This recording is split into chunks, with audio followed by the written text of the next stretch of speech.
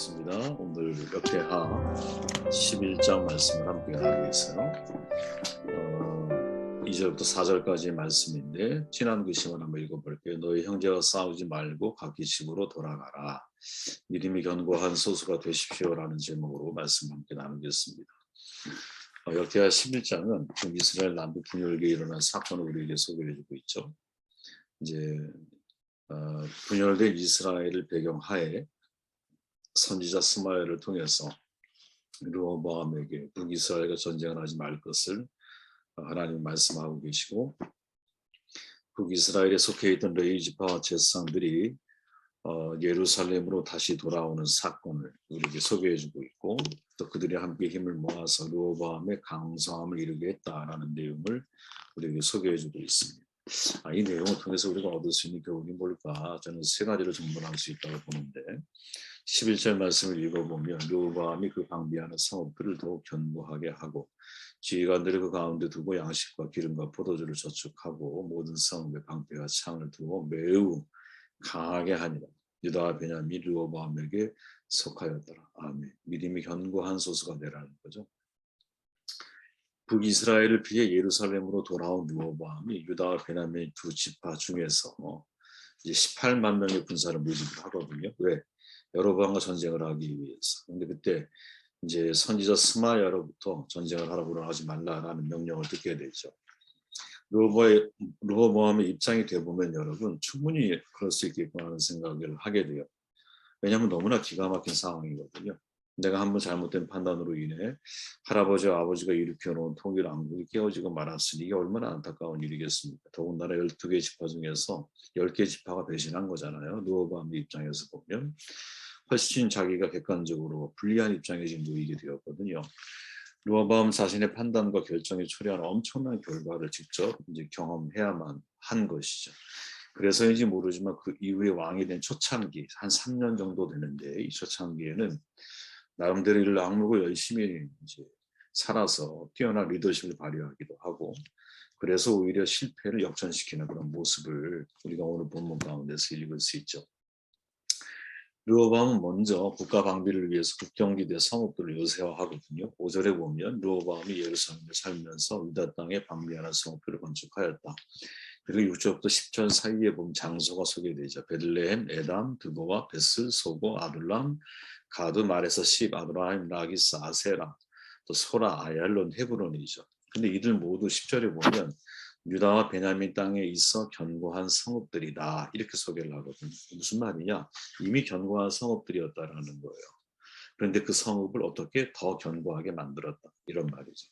충분한 식량과 생활 필수품을 요새마다 쌓아놓고 무기들도 충분히 준비하고 적들의 진입에 대비해서 백성들의 마음이 협력해서 이 작업을 하는 과정을 통해서 단결되어지는 매우 중요한 모습을 우리에게 보여주고 있죠.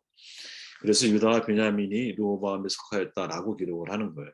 이 말은 뭐냐? 그들이 마음이 르호보암에 속하였다, 한 마음이 되고 있다라는 거죠. 그러니까 내가 세력이 약해질 때, 혹은 분열의 때에, 혹은 이제 내가 적은 숫자를 가지고 있을 때, 그때 우리가 해야 할 일들이 뭐냐? 내부를 방비하는 일을 초점을 맞춰야 되는 거구나.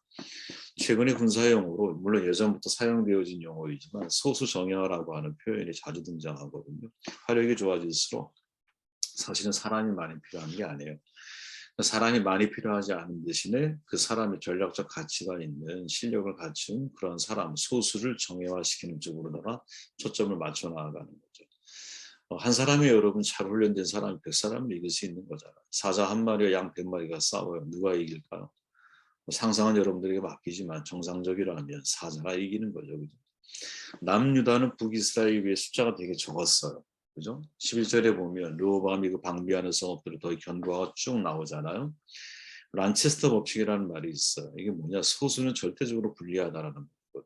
제1, 제2 법칙이 있는데 이제 그 내용을 자세하게 들어갈 필요는 없지만 숫자가 되게 중요하다라는 거죠. 나폴레옹도 그런 말 하잖아요. 대군에게 병법은 필요 없다.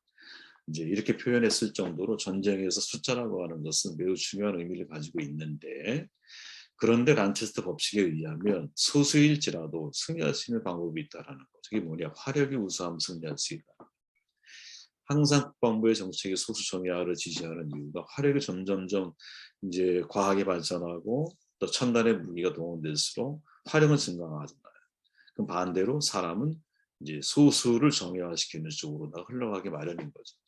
남유다와 북이스라엘의 객관적인 군사력은 5배 차이가 나잖아요. 그죠? 왜 두 지파 대 여지파니까.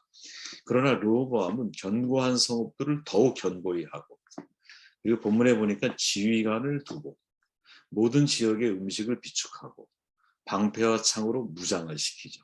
그래서 어땠습니까? 매우 강하게 되었다. 즉 숫자가 적을수록 내부에 집중하고 있다는 거죠. 저는 이게 참 우리에게 중요한 교훈을 준다고 보는데 신앙생활도 이와 비슷하다고 보거든요. 우리는 교회는 숫자 노름을 하면 안 되거든요. 절대 하나님은 숫자로 일하시는 분이 아니잖아요. 숫자가 많다라는 것은 건강하다를 의미한다기보다는 살이 찐 것을 의미할 수 있거든요. 기드온, 미드온과 전쟁을 칠 때 여러분 3만 2천 명의 군사가 모집이 되잖아요. 하나님이 그걸 줄이기 시작해요. 적군은 지금 13만 5천 명이었거든요. 그러니까 3만 2천 명 가지고 싸우는 거 되게 어려운 일이야. 근데 하나님이 줄여서 결국 몇 명? 300명만 남는 거거든요. 적군대 아군의 비율이 여러분 공교롭게도 450대 1이에요. 누가 떠오르죠? 엘리야. 450대 1의 싸움은 말이 안 된다는 전쟁이거든요. 그죠? 그러니까 하나님은 숫자로 일하는 것이 아니에요. 만약 하나님이 교회의 크기로 일하시는 분이라면 기드온 군사들 돌려보내지 말아야 되는 거죠. 크기로 일하시는 분이라면, 숫자로 일하시는 분이라면. 그러나 하나님의 영광은 작은 교회를 통해서도 얼마든지 나타날 수 있다. 오히려 약한 교회가 되는 것이 더 바람직한 것이 아닌가. 왜? 나를 의지하지 않잖아. 하나님을 의지하지. 숫자가 적고 돈도 적고 작아서 스스로는 일할 수 있는 게 별로 없는, 오직 하나님이 함께 하셔야만 비록 일할 수 있는 그런 교회가, 이게 바람직한 교회가 아닐까? 저는 사실 이런 믿음이 있거든요. 네. 저의 꿈은 여러분 작은 교회 큰 목회예요.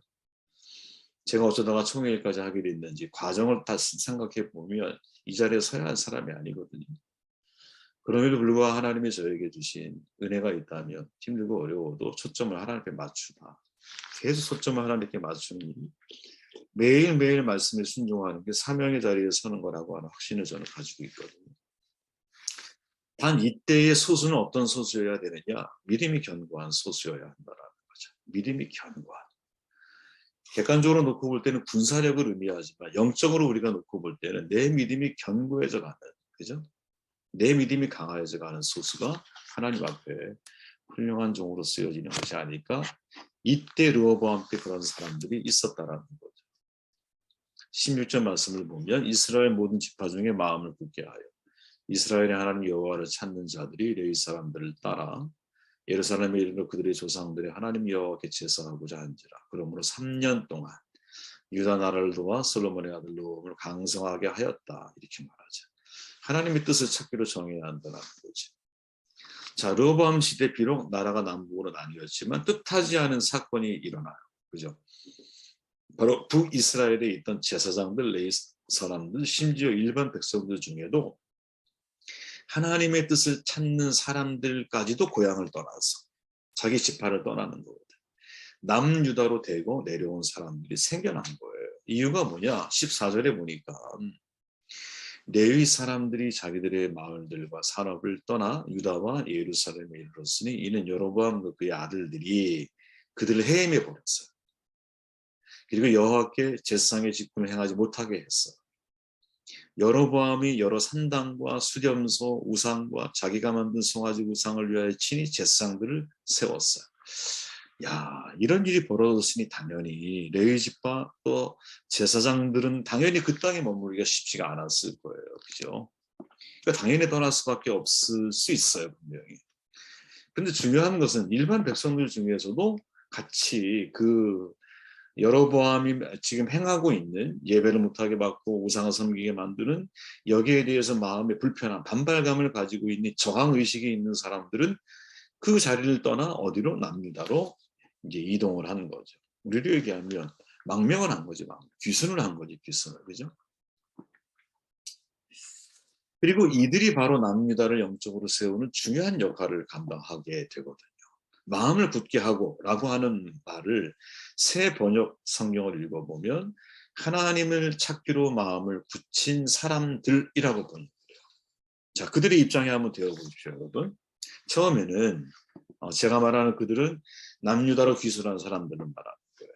그들의 입장에 되어보면 처음에는 여로보암의 뜻을 따라 행동을 했어요. 그죠? 그래서 북이스라엘이라고 하는 독립된 나라를 또 만들었어. 그러나 시간이 자꾸 지나다 보니까 리더였던 여로보암의 신앙에 문제가 자꾸 발생하는 것을 발견하는 거야. 레위지파 제사장들의 직분을 해임해. 그리고 베들가단에 산당을 만들어. 수렴서 우상, 송아지 우상을 만들어. 그리고 본인이 선택한 제사장들을 세워서 절기도 마음대로 바꿔버려. 그리고 모든 그 북이스라엘 백성들로 하여금 이것들을 섬기라고 강요해. 신앙이 완전히 변질된 거예요. 이제 이들은 선택을 해야만 하는 거예요. 그죠? 선택을 해야만 하는 거야. 하나님의 약속이 그리고 하나님의 성전에 있는 예루살렘에 갈 것인가. 다시 말하면 교회의 본질적인 모습을 갖추고 있는 교회로 갈 건가. 아니면 그냥 여로보암의 명령에 순응해서 여기 그대로 남아 신앙생활을 할 것인가. 저는 세상적인 관점으로 놓고 보면 여러분, 그들은 북이스라엘에 남아있는 것이 낫거든요. 왜? 그곳에 더 많은 사람들이 있잖아. 그리고 더 넓은 땅을 소유했잖아요. 자, 많은 사람이 있고 넓은 땅이 있다는 것은 더 많은 가능성이 있어 보이잖아요. 그러나 신앙적인 관점으로 놓고 보면 북이스라엘은 마치 변질된 교회에 비유할 수 있는 거. 변질된 교회에 머물 거냐 아니면 변화된 교회로 내가 이동할 것이냐 이 질문을 던지게 한다는 거죠. 어떤 것이 진짜 하나님이 나에게 원하는 뜻일까? 이것을 질문했다라는 거예요. 그 사람들이. 하나님, 내가 변질된 교회 여기는 사람도 많고 넓은 땅이고 여기는 5배나 더 잘 사는 것처럼 보이는 곳이야. 내가 여기에 머물러야 되는 게 맞습니까? 아니면 진짜 하나님이 원하시는 교회로 이동하는 게 맞습니까? 이 질문을 던지게 만든다는 거죠. 하나님의 뜻을 찾고자 이들은 지금 고민하고 있는 거죠. 근데 이들이 마음이 굳힌 건 뭐냐? 하나님의 약속이 있고, 그죠? 예루살렘의 언약궤가 있잖아요. 살아있는 말씀이 그 속에 있고, 그죠? 하나님의 약속이 흐르고 있기 때문에 하나님의 비전을 향한 열정이 있는 바로 그 교회, 바로 그 장소에 머물기 위해서 고향을 떠나온 거지. 아니, 우리 스스로가 여러분 이런 교회가 되어야 한다고 저는 믿어요. 그죠? 남유다로 떠난 사람이 있다면 북이스라엘에 남아있는 사람들은 더 많은 사람들이, 훨씬 더 많은 사람들이 그 자리에 남아있었을 거거든요. 그러면 그들은 남아있는 대가를 지불해야만 하는 거지. 그죠? 여로보암이 세운 거짓 제사장들의 말을 들어야 되고, 그죠? 송아지를 바라보면서 하나님이라고 대체해 있는, 우리를 얘기하면 물질을 숭배하고 만문 사상에 젖어 있는 교회를 바라보면서 내가 기복신앙, 복을 받아야 신앙이 있는 것 같고 하나님이 정말 살아계신다면 나에게 복을 주셔야 돼. 복을 내가 받지 못하면 하나님은 안 계신 것처럼. 그저 그렇게 익숙해져 가는 그런 신앙인으로 내가 살아갈 것이냐. 그건 여러분들의 선택이에요. 그건 우리의 선택이라. 그러나 하나님을 찾기로 마음을 굳힌 사람들은 약속을 따라, 살아있는 말씀을 따라, 그리고 하나님의 비전을 따라 움직이는 거죠. 저는 여러분 교회는 항상 유목민 신앙을 잊어버리면 안 된다고 생각을 하거든요. 23절 말씀을 읽고 정돈할게요. 르호보암이 지혜롭게 행하여 그의 모든 아들을 유다와 베냐민의 온 땅 모든 견고한 성읍에부터 살게 하고 양식을 후히 주고 아내를 많이 구하여 주었다. 어떻게 보면 유일하게 지혜롭다라는 이야기를 들었던 장면이죠. 3년 동안은 르호보암이 잘했어요. 마음을 겸비하고 스스로 겸비해서 하나님 말씀을 잘 따르고 그때 북이스라엘에서 내려온 사람들과 연합해서 3년 동안 그 국가가 아주 강성해지는 아주 탄탄한 그런 시기를 지냈죠. 근데 신앙이 오래가지 못해. 3년 만에 말씀을 저버리고 불순종을 시작을 해요. 17절에 보니까 그들은 유다 나라를 강하게 하고 솔로몬 아들 쭉 나가다가 3년 동안 뿐이었더라. 이렇게 말하죠. 3년 동안 뿐이었더라. 르호보암이 하나님 말씀을 저버린 사실은 그의 아버지 솔로몬처럼 그도 역시 많은 처첩을 거느린 데서 알 수 있잖아요. 아내가 18명, 첩이 60명이거든요. 그중에 마아가 이름만 나와. 아마 그 두 여인을 제일 사랑했던 것 같아. 나중에 이야기하겠지만 생각해 보세요, 여러분. 두 지파가 있는 가운데서 아내와 첩이 80명은 78명이니까 80명 정도 돼. 그러면 여러분 12지파가 다 있었다고 한번 가정해 보세요. 그럼 몇 명이나 됐을까요? 물론 이건 가정인데 그러면 대략 한 500명가량 되지 않겠어요? 그죠? 6, 8이 48. 한 500명가량 되겠네요. 그럴 수 있는 가능성이 있는 사람이라는 거지.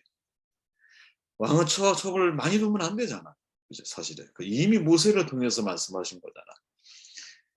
계속 어기기 시작을 하는 거지. 그런데 그런 잘못임에도 불구하고 르호보암이 잘한 게 하나 있다는 거예요. 그게 뭐냐? 자기가 사랑했던 그 많은 여인들 가운데서 가장 사랑했던 사람이 마아가였나 봐. 근데 이 마아가의 아들이 아비야였어. 이 아비야를 왕으로 세워. 그러면 본인이 솔로몬을 통해 아주 뼈저리게 경험한 게 있잖아. 처와 첩이 1000명이었으니까 자기가 왕위에 오를 때까지 얼마나 사실은 그 부인들 사이에서 그 어머니들 사이에서 얼마나 수많은 암투가 있었겠어. 그러니까 르호보암이 한 게 뭐냐. 자기의 모든 아들들, 왕위를 물려받지 못한 모든 아들들을 유다와 베냐민의 온 땅 모든 견고한 성읍에 흩어버려요. 그리고 의식주 문제를 다 해결해줘. 그리고 아내를 많이 구하여 줘버려요. 그러니까 이거는 지금 르호보암의 입장에서 놓고 보면 자기의 경험상 예측되는 미래거든요. 앞으로 이런 일이 분명히 벌어질 수 있다. 예측되는 미래거든. 그러니까 아비야를 왕으로 세운 이후에 남은 아들에 대해서는 어떻게? 모두를 다 먹고 살만하게 다 미리 재산을 분배를 다 해주는 거지. 예측되는 미래를 미리 조치하고 있죠. 그죠? 참 이거는 우리가 배워야 할. 물론 사실 르호보암에 대한 마지막 정돈이 악하였다 이렇게 말하거든요.